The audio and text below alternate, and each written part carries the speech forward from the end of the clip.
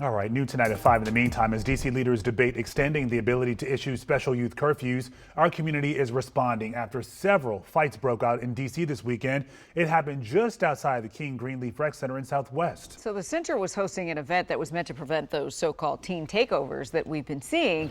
Our Alexis Wainwright, she was at that event and saw the chaos firsthand. So Alexis, first up, what did you see and then what happened next? Well, Leslie and Lorenzo, I can tell you we've been to several of these events, right? It's fun. It's a safe space for teens to come and hang out. But when we were on the inside, things were fine. On the outside of the rec center, on property and off property, right in the street in front of the rec center, we saw multiple fights. Now, MPD says they made 8 arrests, the youngest being a 12-year-old. In the meantime, the conversation now turns to how do you prevent something like this from happening in the future?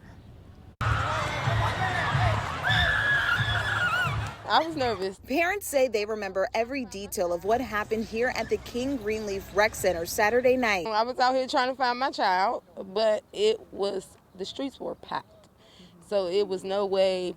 And then she was inside, thank God. D.C. Department of Parks and Recreation released a statement Sunday night saying in part, over 1,000 young people participated in a peaceful, enjoyable evening on Saturday, which ended as scheduled at 10 p.m. A small number of individuals on the perimeter declined to follow our safety guidelines and were not admitted. Any disturbances occurred outside the event had no impact on those inside. This is what we saw inside.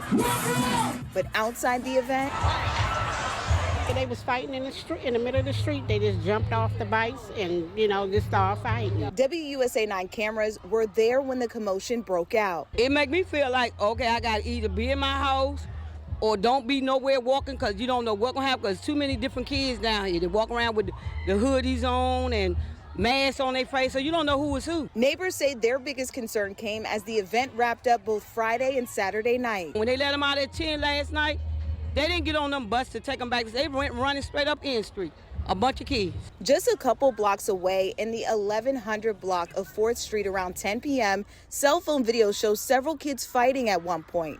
It's still unclear if that incident is connected to the others. Neighbors have a message for D.C. Mayor Muriel Bowser. She didn't think it out right. She needed to have a meeting with all the tenants to find out how we felt before she did it. Because this stuff is not going to help. Now, we reached out to the mayor's office directly with those concerns from neighbors. We're still hearing neighbors out here today with those same questions. No response from her or her office just yet. In the meantime, we also are asking D.C. police about any plans moving forward when it comes to security outside of events like this. They tell us at this time that they will continue to enforce the juvenile curfew citywide, but also in those special zones. In the meantime, we also know conversations continue to talk about extending the legislation for those youth curfews, especially in those special zones. Obviously, we'll continue to monitor this and update you as we learn more. Last note I want to add also is the presence of National Guard. We have seen them out here in this area as well over the weekend and also today. Reporting live in Southwest, Alexis Wainwright. We'll send it back to you guys in the studio. Yeah, unfortunately, you try to do something to help teens, and it still ends horribly. And by all accounts, the teens really seem to have enjoyed it on the inside. It was what was happening on the outside that really put a cloud over all of this, which has to make all these lawmakers and community leaders scratch their heads again. So what do you do? What do you do? That's the question. All right, we'll be following it, Alexis. Thank you.